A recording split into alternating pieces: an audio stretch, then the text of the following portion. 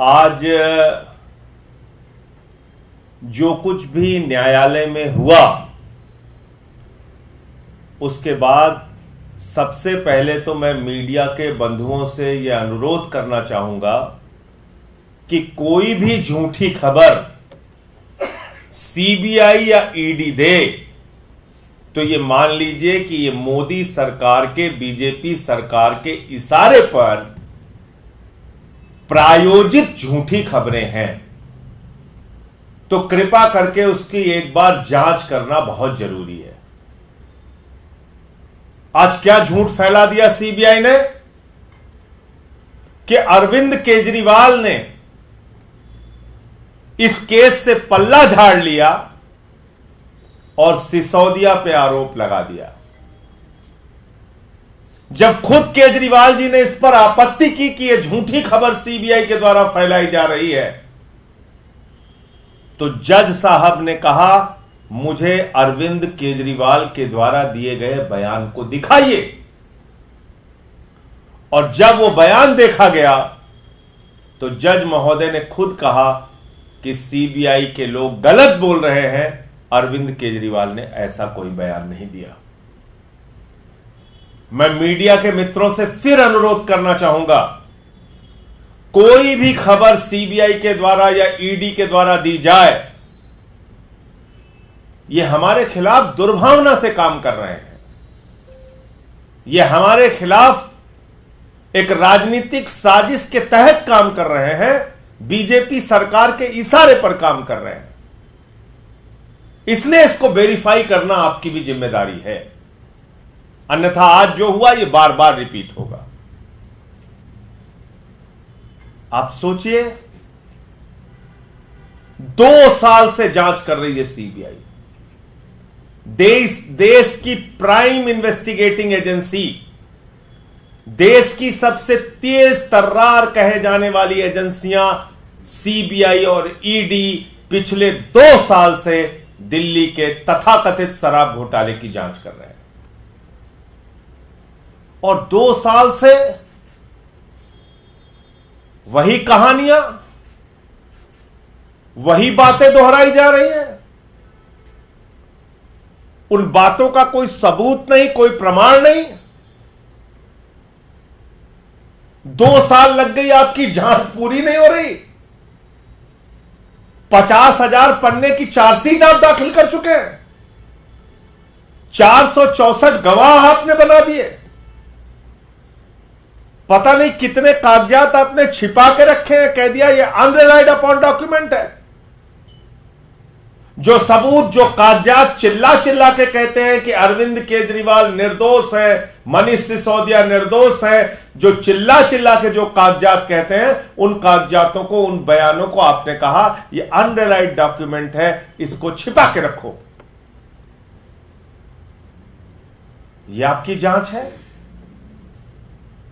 और ये सब कुछ सीबीआई गिरफ्तार करने कब पहुंचती है, ये आप लोगों को और देश के लोगों को सोचना बहुत जरूरी है। कैसे काम कर रही है देश की मोदी सरकार, कैसे काम कर रही है केंद्र सरकार की सीबीआई और ईडी। आप कल्पना कीजिए,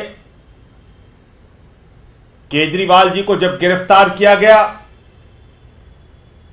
उसी दिन इलेक्टोरल बॉन्ड का मामला सामने आया था। 60 करोड़ रुपए की रिश्वत शरद चंद्र रेड्डी ने भारतीय जनता पार्टी को दी है, इसका खुलासा हुआ था और उसी दिन केजरीवाल जी को गिरफ्तार कर लिया गया था। उसके बाद अरविंद केजरीवाल के मामले में कोई न सबूत थे, न बयान थे, न गवाह थे। वो गवाह फर्जी तरीके से तैयार किए गए थे। ये सब बातें सामने आई, कई बार मैं इसको बता चुका हूं। सुप्रीम कोर्ट ने उनको इंटरिम बेल दिया, अंतरिम जमानत दिया, और उस जमानत में स्पष्ट रूप से सुप्रीम कोर्ट ने लिखा, अरविंद केजरीवाल से समाज को कोई खतरा नहीं है, अरविंद केजरीवाल कोई हैबिचुअल ऑफेंडर नहीं है, अरविंद केजरीवाल का कोई क्रिमिनल रिकॉर्ड नहीं है। और इसके आधार पर उनको इंटरिम मिली। फिर दोबारा वो न्यायालय के आदेश का सम्मान करते हुए जेल चले गए। जब ट्रायल कोर्ट ने उनको जमानत दे दी, सारे नियम कानून सब कुछ ताक पे रख के बगैर आदेश की कॉपी के मोदी सरकार की ईडी ने हाई कोर्ट में जाकर स्टे ले लिया, जमानत पे स्टे ले लिया। और ईडी के न्यायालय ने जो आदेश दिया है उसको एक एक व्यक्ति को पढ़ना चाहिए। क्या लिखा है ईडी की ट्रायल कोर्ट ने, क्या लिखा है ईडी के न्यायालय ने? लिखा कि अरविंद केजरीवाल का कोई मनी ट्रेल नहीं मिला है। लिखा कि गोवा में पैसे का इस्तेमाल हुआ, इसका कोई प्रमाण नहीं है। ट्रायल कोर्ट ने अपने जमानत के आदेश में साफ तौर पे लिखा कि ईडी फेयर और प्रॉम्प्ट तरीके से काम नहीं कर रही है। ट्रायल कोर्ट ने अपने जमानत के आदेश में लिखा कि ईडी दुर्भावना से काम कर रही है, बायस्ड होकर काम कर रही है। ये जमानत के आदेश में लिखा। और आप सब लोग जानते हैं कि पीएमएलए में जमानत मिलना कितना मुश्किल का काम होता है। पीएमएलए की जमानत की शर्त है कि जब जज को लगेगा कि यह व्यक्ति निर्दोष है तब उसको जमानत दी जाएगी। जब जज को लगेगा कि इस व्यक्ति के खिलाफ पर्याप्त सबूत नहीं है तब वो उसको जमानत देगा। तो जब जमानत मिल गई तो अरविंद केजरीवाल निर्दोष हैं, यह जज का मत था और उसी आधार पर उनको जमानत मिली। और बहुत सारी टिप्पणियां अपने जमानत के आदेश में ट्रायल कोर्ट की जज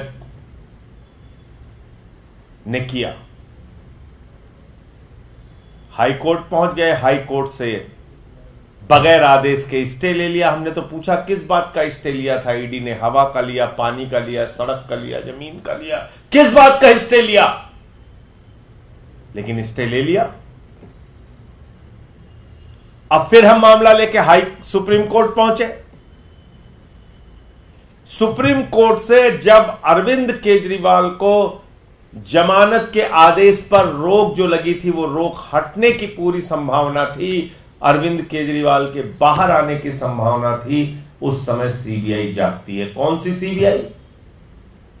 वो सीबीआई जो पिछले 2 साल से सो रही थी। वो सीबीआई जिसके सामने 16 अप्रैल 2023 को पहली बार अरविंद केजरीवाल गवाह के तौर पर बुलाए गए। गवाह के तौर पे, याद रखिएगा, आरोपी के तौर पे नहीं, गवाह के तौर पे अरविंद केजरीवाल जी बुलाए गए। 2023 16 अप्रैल। तो भाई अगर अरविंद केजरीवाल आरोपी थे तो अप्रैल महीना से लेके आज जून महीना आ गया, पिछले साल से लेके अब तक 14 महीने हो गए। 14 महीने। आपको इन 14 महीनों में अरविंद केजरीवाल को आरोपी बनाने की याद नहीं आई? आपको इन 14 महीने में अरविंद केजरीवाल को गिरफ्तार करने की याद नहीं आई?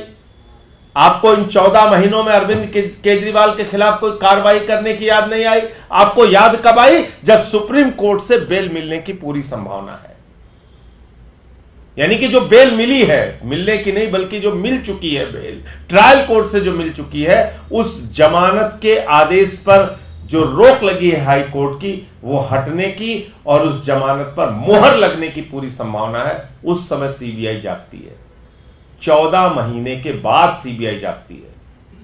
इतना तो कुंभकर्ण भी नहीं सोता था जितना सीबीआई सोती रही। इतना तो कुंभकर्ण भी नहीं सोता था जितना सीबीआई सोती रही। 14 महीने तक सोती रही। और अपने गिरफ्तारी के आधार में उन्होंने क्या क्या बातें कही सीबीआई वालों ने, आज जो आपके चैनल के रिपोर्टर रहे होंगे उन्होंने भी सुना होगा। वो जेम्स बॉन्ड की कॉमिक्स आती थी बच्चों वाली, जेम्स बॉन्ड की कॉमिक्स पढ़ रहे थे। ऐसा हुआ, वैसा हुआ, वैसा हुआ, वैसा हुआ। अरे उसका कोई सबूत है? नहीं, हवा में है। हवा में सब कुछ हो गया, कोई सबूत नहीं, कोई प्रमाण नहीं, हवा में सब हो गया। आप मुझे बताइए, 16 अप्रैल 2023 इन्वेस्टिगेशन चल रहा है 2022 से। 16 अप्रैल 2023 को केजरीवाल को बुलाया गया और इन 1 साल के 14 महीनों के अंदर अरविंद केजरीवाल को आरोपी बनाने के, गिरफ्तार बनाने के लिए उनको याद नहीं आया। आज क्या कह रहे थे? कह रहे थे मंगुंटा रेड्डी का एक बयान अरविंद केजरीवाल के खिलाफ है जो उन्होंने 24 जनवरी के महीने में दिया। खुद सीबीआई ने कहा है कोर्ट के अंदर, जनवरी 2024 में वो बयान दिया गया। तो भैया मंगुंटा रेड्डी का बयान तो ईडी में जुलाई 2023 में हो चुका था। मंगुंटा रेड्डी का बयान तो ईडी के सामने 2023 जुलाई में हो चुका था। वही बातें उसने ईडी के सामने कही थी। ईडी और सीबीआई मिलकर मनीष सिसोदिया के मामले में जब सुप्रीम कोर्ट में बहस कर रही थी तो ईडी ने ये सारे तथ्य, ये सारे बयान मंगुंटा रेड्डी के बताए थे सुप्रीम कोर्ट के सामने। तो सीबीआई क्या कर रही थी? जनवरी में आपके पास मान लीजिए बयान दे दिया, आप कह रहे हो जनवरी में बयान दिया मंगुंटा रेड्डी ने, और मंगुंटा रेड्डी ने तो तरह तरह के बयान दिए। मंगुंटा रेड्डी ने ही बयान दिए हैं कि अरविंद केजरीवाल से और एक्साइज पॉलिसी से कोई लेना देना नहीं। मैं 5-7 मिनट के लिए उनसे मिला था और उसका एक्साइज पॉलिसी से कोई लेना देना। यह मंगुंटा रेड्डी का बयान है जो आपने छिपा के रखा है ईडी के दफ्तर में। तो जनवरी में आप कह रहे हैं 2024 जनवरी में मंगुंटा रेड्डी ने बयान दिया। तो भैया जनवरी बीत गई, फरवरी बीत गई, मार्च बीत गया, अप्रैल बीत गया, मई बीत गया, जून बीतने वाला है। 5 महीने हो गए आपको होश नहीं आया। होश कब आया? मुझे बार बार दोहराना पड़ रहा है। होश कब आया?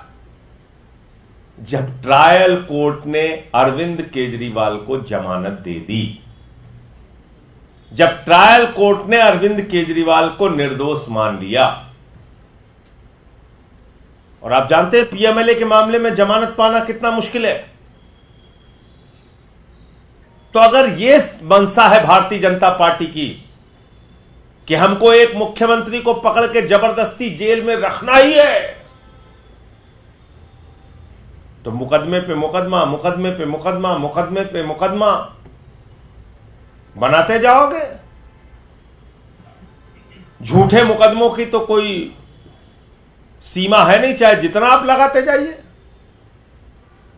तो मैं फिर दोहरा रहा हूं, अरविंद केजरीवाल को केंद्र की भाजपा सरकार के इशारे पर, मोदी सरकार के इशारे पर झूठे, बेबुनियाद, तथ्यहीन, बगैर सबूत के मुकदमा बनाकर उनको फंसाया गया है, उनको गिरफ्तार किया गया है।